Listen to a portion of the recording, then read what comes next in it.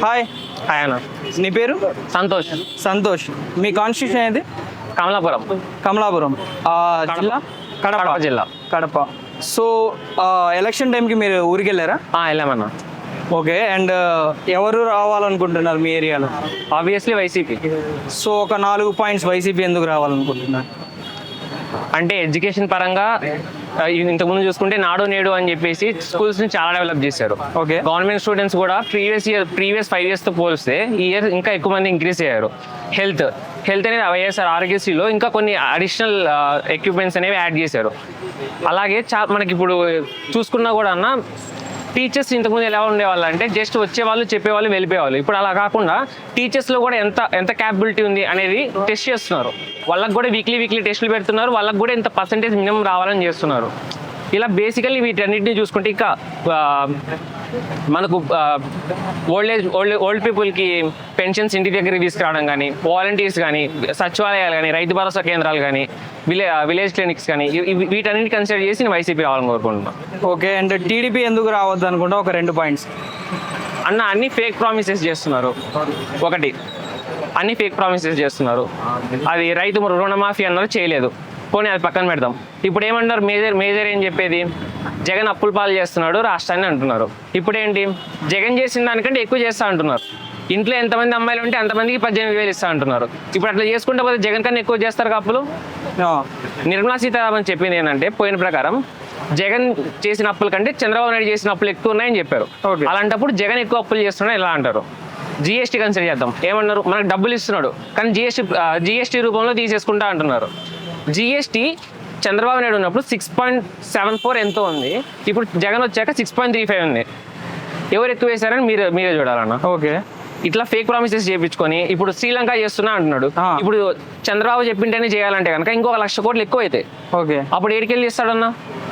కాబట్టి అని fake promises అంతా చేసేది ఉండదు. మనం ప్రీవియస్గానే చూసాం, రైతు రుణమాఫీ అన్నాడు, ఎక్కడ చేసాడో ఏం చేయలేదు. సో ఇట్లా. సో మీ పాయింట్ ఆఫ్ వ్యూలో టీడీపీలో ఉన్న నారా లోకేష్ లీడరా లేకపోతే సైడ్ యాక్టరా ఏంటి? కంప్లీట్లీ అసలు కన్సిడర్ చేయకూడదు అన్న. ఎందుకు కన్సిడర్ చేయాలన్నా? ఓకే. పోయినసారి మంత్రివర్గంలో ఉన్నాడు, ఎట్లున్నాడు, ఎమ్మెల్యేగా గెలిచినాడా? లేదుగా. ఎమ్మెల్సీ చేసిన తర్వాత మంత్రివర్గంకి ఇచ్చారు. అసలు కన్సిడర్ కూడా చేయరు. ఇప్పుడు లావణ్య ఉంది, గెలుస్తుంది, గెలిచి మళ్ళీ కూర్చుంటుంది అక్కడ మంగళగిరిలో. పీఠాపురంలో కూడా అంతే, వంక గీత గెలుస్తుంది పక్కా. ఎగ్జిట్ చూసుకోండి, మీరు ఏమైనా చూసుకోండి, జగన్ వస్తాడు మళ్ళీ, అంతే ఫిక్స్. గత 5 ఏళ్ల నుంచి మన క్యాపిటల్ లేదు ఆంధ్రప్రదేశ్కి. ఆ క్యాపిటల్ ఈ క్యాపిటల్ అని తిప్పుతానే ఉన్నాం. సో దాని గురించి మీ ఇష్యూ ఏంటి, మీ వ్యూ? నాకు క్యాపిటల్ ఏంటంటే ఆల్రెడీ కొద్దిగా డెవలప్డ్ ఉన్న ఏరియాని ఇంకా డెవలప్ చేయడం, అంతేగాని అసలు ఏమీ లేని ఏరియాని డెవలప్ చేయాలంటే కనుక ఫండ్స్ లేవు మనకు. ఫస్ట్ ఇంతకుముందు మద్రాస్ అన్నారు, అంతా కలిసి మద్రాస్లో ఉన్నామా, విడిపోయి చెన్నై అయిపోయింది. అది అందరూ హైదరాబాద్ అన్నారు, ఇప్పుడు హైదరాబాద్ సపరేట్ వచ్చింది. ఇప్పుడు అమరావతి అంటారు అన్నారు. రేపు రాయలసీమ విడిపోతే ఏంటి పరిస్థితి, రాయలసీమ డెవలప్మెంట్ ఏరియా లేకపోతే.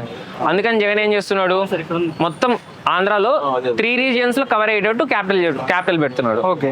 అలా ఇప్పుడు విశాఖపట్నం ఉంది, విశాఖపట్నం క్యాపిటల్ చేస్తా అంటున్నాడు. ఎందుకు, విశాఖపట్నం ఇది లార్జెస్ట్ సిటీ ఏపీలో. ఇప్పుడు లార్జెస్ట్ సిటీ విశాఖపట్నం. కాబట్టి ఆల్రెడీ డెవలప్డ్ ఉన్న ఏరియాని డెవలప్ చేయాలి తప్పితే అసలు ఏమీ లేని ఏరియాని డెవలప్ చేసి ఏం ఉపయోగం? ఇంకా ఫండ్స్ లేవు మనకు. ఫండ్స్ ఎక్కడి నుంచి తీసుకొస్తారు దానికైనా? మళ్ళీ అమరావతిలో ల్యాండ్స్ కూడా బినామీల పేరు మీద వీళ్ళు టీడీపీ వాళ్ళు ఎక్కువగా ఉన్నారు. ఓకే. దాన్ని ఆల్రెడీ పార్లమెంట్ కాదు, అసెంబ్లీలో జగన్ దాన్ని చూపించాడు కూడా ప్రూఫ్స్. ఇప్పుడు మన స్టేట్లో నెక్స్ట్ ఒకవేళ మీరు చెప్పినట్టు వైఎస్ఆర్సీపీ వస్తే సో ఏమేమి చూడొచ్చు మనం డెవలప్మెంట్లో వాళ్ళు ఇచ్చిన మేనిఫెస్టో ప్రకారం? గ్లోబల్ సమ్మిట్ జరిగింది. గ్లోబల్ సమ్మిట్లో నియర్లీ 13,000 crores కంపెనీస్ సైన్ చేసి వస్తాయని చెప్పేసి. ఇప్పుడు ఆల్రెడీ ఒక 4 companies వచ్చాయి. ఏవి, వివిత్సు కానీ లేకపోతే ఇన్ఫోసిస్ కానీ, ఇలా కొన్ని కంపెనీస్ వచ్చి ఆల్రెడీ 4 companies అయిపోయినాయి. ఇంకో కొన్ని కంపెనీస్కి శంకుస్థాపన జరిగింది. అలాగే 4 ఫిషింగ్ పోర్ట్స్ కడుతున్నాడు, ఒక ఇంటర్నేషనల్ ఎయిర్పోర్ట్ కడుతున్నాడు. మళ్ళీ ఇప్పుడు సచివాలయాలకి పర్మనెంట్ చేస్తాడు వచ్చిన తర్వాత. మెడికల్ కాలేజ్ 15 మెడికల్ కాలేజెస్ వస్తున్నాయి. రహదారి వస్తుంది, రహదారి అది నేషనల్, కానీ మెడికల్ కాలేజెస్ వస్తున్నాయి. అట్లా డెవలప్మెంట్ ప్రతి సెక్టర్లో మనం ఏం చూసుకున్నా కూడా ప్రతి సెక్టర్లో డెవలప్ అవుతుంది. సో మీ పాయింట్ ఆఫ్ వ్యూలో వైఎస్ఆర్సీపీ ఫుల్ డెవలప్మెంట్ ఇచ్చింది అండ్ టీడీపీ డెవలప్మెంట్ లేదు అండ్ కరప్ట్, అంతేనా? ఆఫ్ కోర్స్ అన్న. ఇప్పుడు వచ్చిన తర్వాత, ఇప్పుడు జగన్ వచ్చిన తర్వాత 2 years మనకు కంప్లీట్లీ కరోనా ఉంది. కరోనాలో మిగతా ఏ స్టేట్ చూసినా కూడా మన స్టేట్ కన్నా తక్కువే ఉందన్న. మన స్టేట్ ఆల్ ఇండియా వైజ్ సెకండ్లో ఉంది కరోనాలో అంత చూసుకున్నాడు అన్న జగన్. ఎవరిని వదిలిపెట్టలేదు. ఆ టైంలో కూడా ప్రతి ఒక్కరికి కేర్ తీసుకున్నాడు. అట్లా తీసుకున్నాడు జగన్ తీసుకున్నట్టు వేరే ఏ స్టేట్ తీసుకోలేదు. అట్లా చూసుకుంటే కనుక చంద్రబాబు ఏం చేశాడన్న మనకు 2014 నుంచి 19 దాకా ఉన్నాడు కదా, పలానా డెవలప్మెంట్ చేశారని ఏముంది మనకు? దానికి ముందు చేసే హైదరాబాద్ మొత్తం నేనే చేసా అంటాడు. సరే హైదరాబాద్ ఇప్పుడు మనకేం లాభం? అయిపోయింది కదా హైదరాబాద్తో. ఇప్పుడు 2014 నుంచి 19 వరకు పలానా వచ్చింది మన స్టేట్లో అని చెప్పుకోదగింది ఒక్కటి కూడా లేదు. జగన్ వచ్చిన తర్వాత అట్లా ఎన్నో చెప్పుకోదగింటి ఉన్నాయి. కాబట్టి నేను ఇట్లా సపోర్ట్ చేస్తాను. ఓకే. అండ్ ఆల్కహాల్ గురించి చాలా మంది మందు బాబులు బాగా ఫీల్ అవుతున్నారు. అది కూడా చెప్తా అన్న. ఆ ఆల్కహాల్ తీసుకొచ్చింది బూమ్ బూమ్ కానీ, మెగా పవర్ స్టార్ కానీ, ఈ ఆల్కహాల్స్ బ్రాండ్స్ అనేది తెచ్చింది టీడీపీ హయాంలో చంద్రబాబు తెచ్చాడు. కానీ వాళ్ళు పోర్ట్రే చేయడం ఎట్లయిందంటే ఇప్పుడు దాన్ని జగన్ తీసుకొచ్చాడు. జగన్ దాని రేట్లు పెంచాడని చెప్తున్నారు.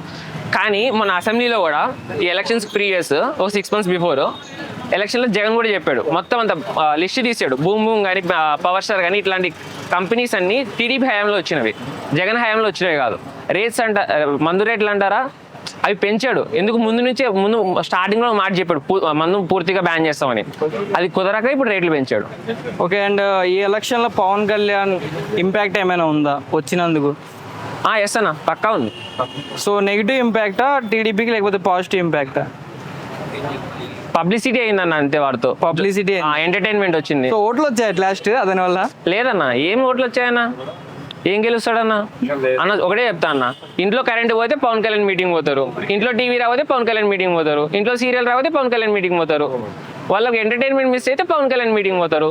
ఊగుతాడు, అరుస్తాడు, డాన్సులు వేస్తాడు, డైలాగులు చెప్తాడు, పాతాలని తొక్కేస్తా అంటాడు. తొక్కమని చూద్దాం, ఏం తొక్కుతాడు ఈసారి చూద్దాంగా. ఏం చేస్తాడన్న? ప్రింట్ కావాలంట, ఓటేసిన తర్వాత ప్రింట్ కావాలంట. ఒకసారి ఏమో పల్నాడులో పుట్టినా అంటాడు, ఇంకోసారి 3 చోట్ల పుట్టాడు అంట. ఎట్ట పుడతాడన్న? ఒకసారి 10th రాదంటాడు, ఒకసారి ఇంటర్ పాస్ అంటాడు, ఒకసారి ఇంజనీరింగ్ లో మ్యాథ్స్ ఇంట్రెస్ట్ అంటాడు, ఒకసారి చదివే రాదంటాడు. ఏం చెప్పాలన్నా? మొన్న ఏదో సుదీప్తి గీతాంజలి గురించి రేప్ కేసు మాట్లాడాడు జగన్కి రాయి తగిలినప్పుడు. సుదీప్తి గీతాంజలి కేసు 2017లో జరిగింది. 2017లో ఎవరిదన్నా గవర్నమెంట్ ఉండేది టీడీపీ కదా. అప్పుడెందుకు మాట్లాడాలి పవన్ కళ్యాణ్? ఇప్పుడు జగన్ ఉన్నప్పుడు ఎందుకు మాట్లాడుతున్నాడు? సో నెక్స్ట్ ఎవరు రిటైర్డ్ తీసుకుంటారు పాలిటిక్స్ నుంచి ఇప్పుడు ఒకవేళ జగన్ వస్తే? చంద్రబాబు అన్న అసలు ఇప్పటికే తీసుకోవాలా, ఏదో కాస్త ఆశ ఉందని వచ్చాడు అంతే. షర్మిల గురించి మీ ఒపీనియన్ ఏంటి?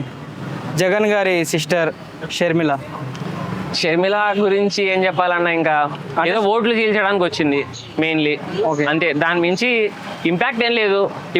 ఇప్పుడు కడప కాన్స్టిట్యున్సీలో పోటీ చేస్తుంది, ఇంపాక్ట్ లేదు. అవినాష్ రెడ్డి గెలుస్తాడు మళ్ళీ, దానికి డౌట్ కూడా లేదు. అంటే 2019లో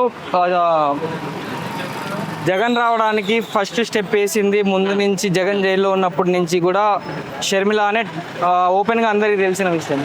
సో దాని గురించి ఏమైనా 2 విషయాలు అంటే జగన్ సీఎం అయిన తర్వాత కొన్ని ఆశించడం తప్పలేదు. అవి ఫ్యామిలీ మ్యాటర్స్ వల్ల కావచ్చు, లేకపోతే పొలిటికల్ రీజన్స్ వల్ల కావచ్చు, కుదరలేదు. సో తను ఇక్కడ నా మెట్టినిల్లు అని పుట్టినిల్లు అని చెప్పి ఇక్కడికి వచ్చి ఇక్కడ పోటీ చేసింది. ఇక్కడ కాంగ్రెస్లో చేరింది. ఫస్ట్ ఓ పార్టీ పెట్టింది. ఆ పార్టీ కార్యకర్తలన్నీ ఏమైపోయారన్న ఇప్పుడు వాళ్ళు మళ్ళీ కాంగ్రెస్కి చేరారు. మళ్ళీ అక్కడికి వచ్చి అక్కడ కాంగ్రెస్ పెట్టింది. వేస్ట్ అన్న, ఊరికే ఏదో ఎటు అంటే ఫ్లిప్పింగ్. ఎటు సైడ్ తనకు అనుకూలంగా ఉంటే ఇటు సైడ్ ఎక్కువ మనీ వస్తాయో అటు చూసుకుంటుంది అంతే. సో ఫ్యూచర్లో కాంగ్రెస్ వచ్చే ఛాన్స్ ఏమైనా ఉందా? లేదన్నా, కాంగ్రెస్ అని బీజేపీ ఏమన్నా ఛాన్స్ ఉంటుందని నేను చెప్పగలనేమో కానీ కాంగ్రెస్ అయితే అసలుకి రాదు. కాంగ్రెస్ని పూర్తిగా వెలేశారు. ఎప్పుడైతే వైఎస్ఆర్ని అట్లా చేసి జగన్ని ఇట్లా హింసించారో, జైలుకి పంపించారో, ఆంధ్ర నుంచి అప్పుడు వెలేశారు మొత్తం. ఇంకా అస్సలు రాదు. ఎట్ ప్రెజెంట్ స్టేట్ కాకుండా సెంట్రల్ కూడా ఉంది. ఓకే, సెంట్రల్లో మీకు ఎవరు రావాలనుకున్నారు? రాహుల్ రావాలా, లేకపోతే మోడీ రావాలా? సెంట్రల్లో మోడీ రావాలి. ఎందుకు? మోడీ తప్పితే ఇంకెవరు వచ్చినా దేశాన్ని పాకిస్తాన్కు అమ్మేస్తారన్న. ఓకే, ఇప్పుడు మోడీకి ఉన్నంత గట్స్ ఎవరికి లేవు. మెయిన్లీ రాహుల్ గాంధీ అంటే వాళ్ళు ఎట్లా అంటే కనుక ఎప్పుడు పక్కన వాళ్ళకి కాస్త తగ్గి ఉంటారు తప్పితే మోడీ అలా కాదు. మన మాల్దీవ్స్ ఇన్సిడెంట్ జరిగిందా, దాని తర్వాత మాల్దీవ్స్ ఎకానమీ పూర్తిగా పడిపోయింది. ఓకే, అట్లా మోడీకి ఉన్న గట్స్ వీళ్ళకి లేవు. మోడీ ఇట్లా పక్కన దేశాలతో సెటప్ చేసుకునే, ఫ్రెండ్షిప్ చేసుకునే క్యాపబిలిటీ రాహుల్ గాంధీకి లేదంటాను నేను. కాబట్టి మోడీ వస్తే బెటర్ అని చెప్తున్నా.